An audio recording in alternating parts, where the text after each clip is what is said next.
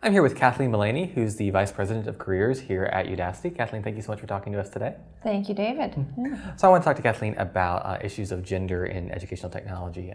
The first thing I'd ask is, there's a trend in educational technology that because the technology industry is so dominated by men, that the things we create in ed tech are often very oriented towards men. Right. So what can we do to kind of try and break that cycle?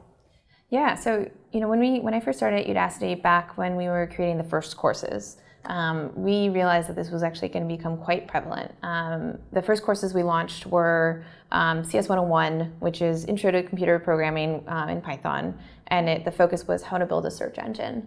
And the second course was an AI course focused on how to program a robotic car.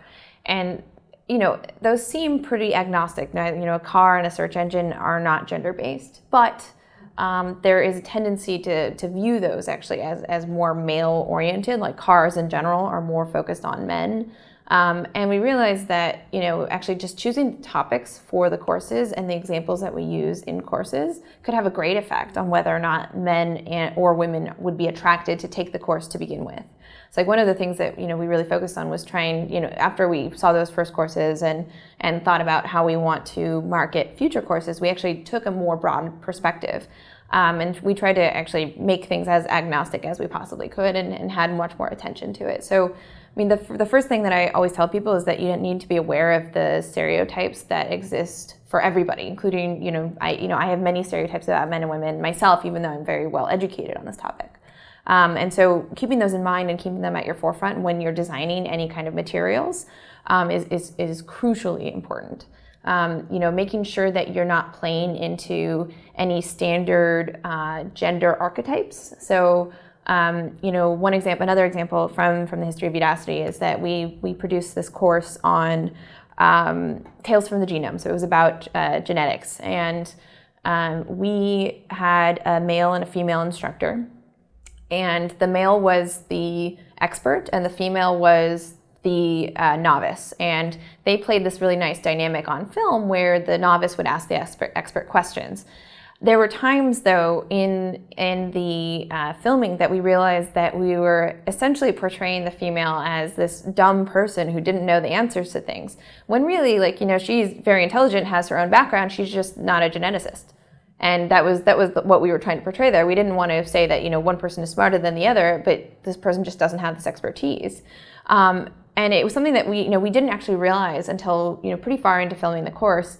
And we went through and actually looked at every film, video, and actually said, do we feel that this is portraying women in a negative light, or, playing into these easy archetypes that, films so often use, a woman in distress, she needs help, she needs to be saved by her, this knight in shining armor.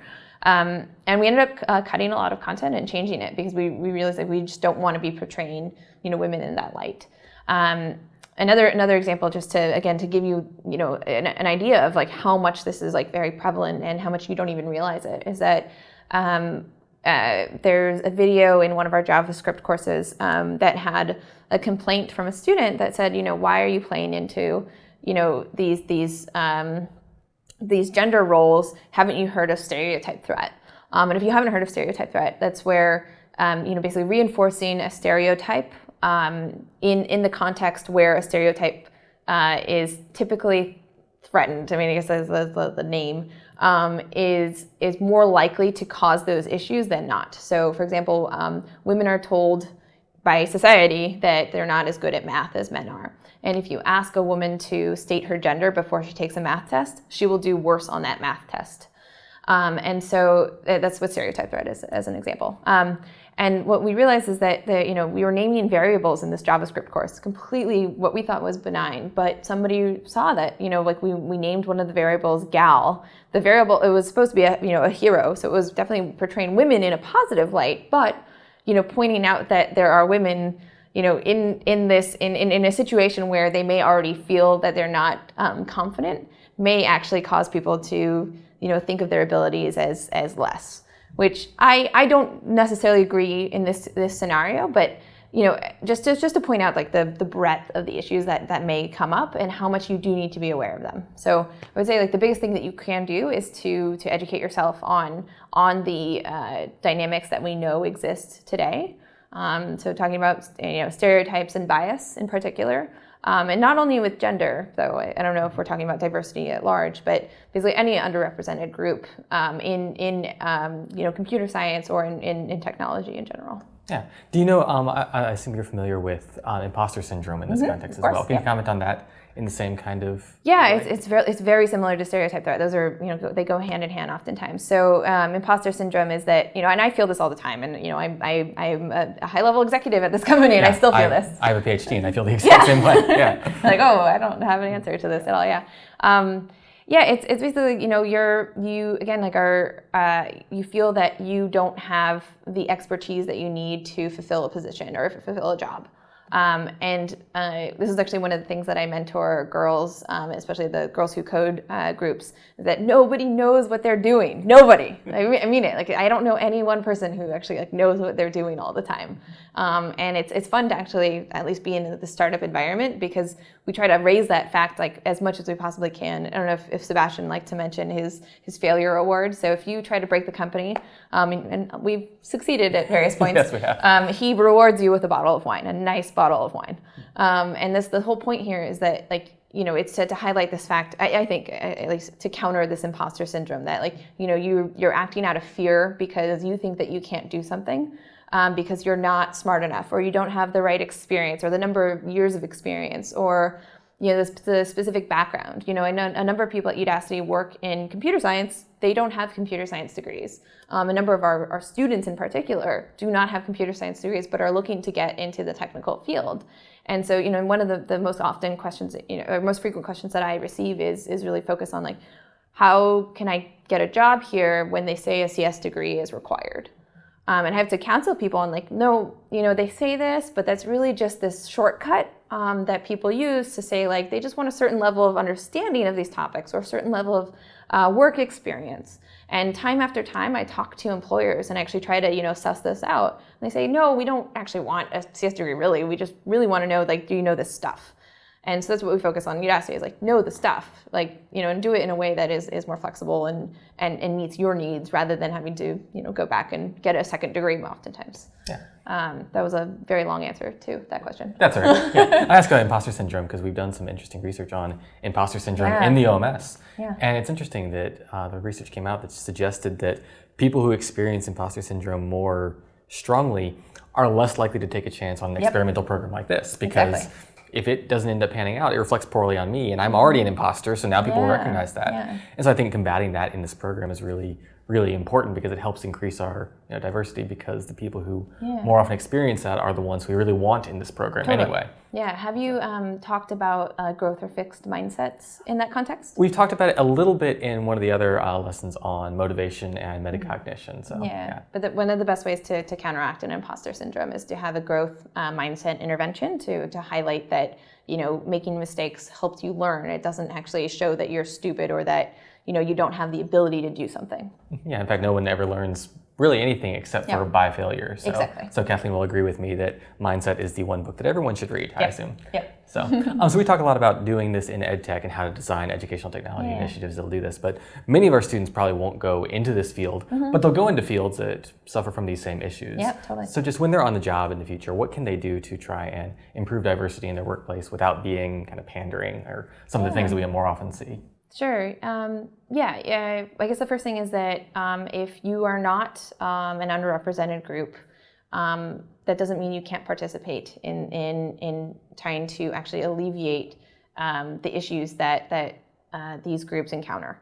So, if you are a white male, sorry, David. It's okay. The things you can do are educate yourself and help promote these issues to other people. I noticed actually when I first brought up the issue of bias and stereotype with the company here, one of the things that came up was I'm a white man, I feel like I can't participate because I'm the enemy. No, you're not the enemy. That's actually not what we're trying to say here. A stereotype is a shortcut in your cognitive process. It's something that you see something over and over and over again, and your brain just makes a shortcut, and it helps you think about things. It actually helps you in your life quite a bit.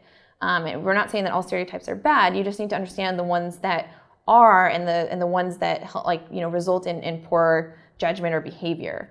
And a bias also is it's again like this shortcut, but it's also an error.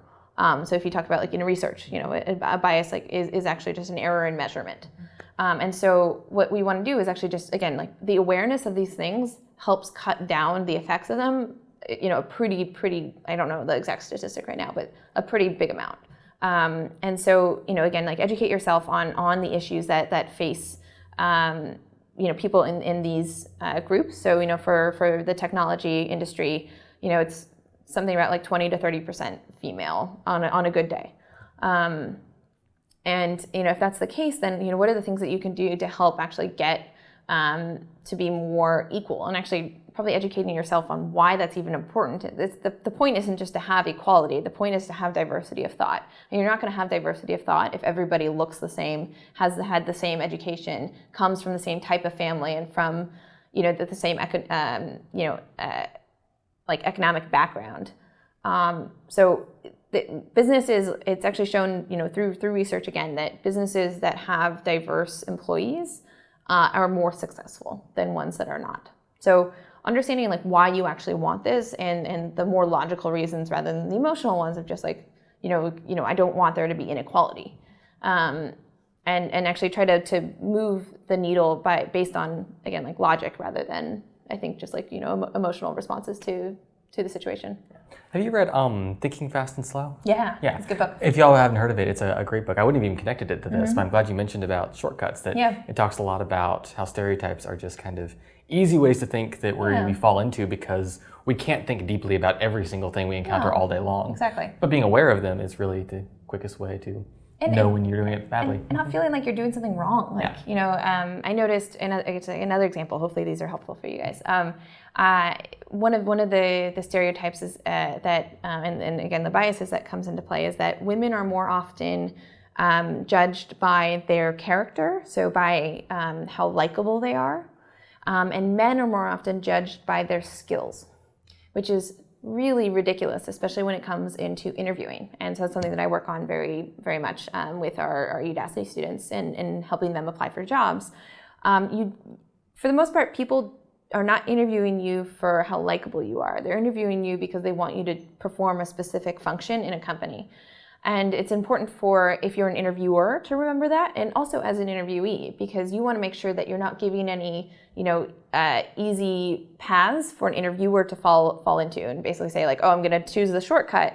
And so the things that you can actually do are to, enforce that you have the skills for a job, and use in your rhetoric, in your answers to interview questions, highlight that you have the skills. Don't just smile a lot and be likable. I mean, that's also an important trait. I'm not saying that, that's not important at all, but, you can make it easier for yourself and for the people who can easily be trapped by stereotypes to come out on top. I know that when I was interviewing for a candidate, I was writing all of my feedback about this interview that I had just completed, and I was saying how she had a really sunny disposition. I was like, what am I talking about? That has nothing to do with this job.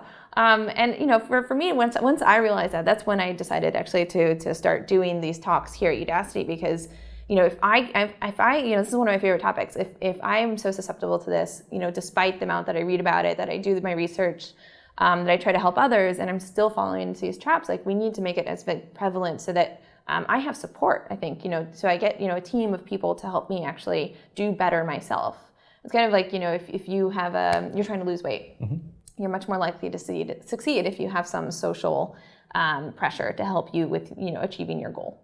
Yeah, so, absolutely. So if your wife was say like, David, you're trying to lose weight, so let's make sure we're not, keeping cookies in the house or whatever. Like you're going to have more support. And yeah, exactly. Accountability. Exactly. So this accountability is important, and if we're able to help each other learn about these things and be active rather than passive about the efforts to improve them, I think that's would give. Personally, I think that's what would lead to more success. Yeah, absolutely. I agree completely. Yeah. Do you have any last thoughts you want to share with our students as they prepare to embark on their projects or maybe wrap up their projects? Yeah, I guess one of the things that I wish I had understood a little sooner was really think about, if you're designing a course or a product, think about your learner or your user, and really understand who that person is or who that group of people are, and do your best to limit it, because making a product for everybody will never win. And and really try to reach that person. I mean, I think once we were able to actually figure out some of the individuals that we were reaching with the Udacity courses, we got a lot better about creating content that fit their needs. So I think really just like focus on your user and make sure that you know who that person is, so that you are solving a problem for them or you're helping them achieve whatever goal that they're trying to achieve.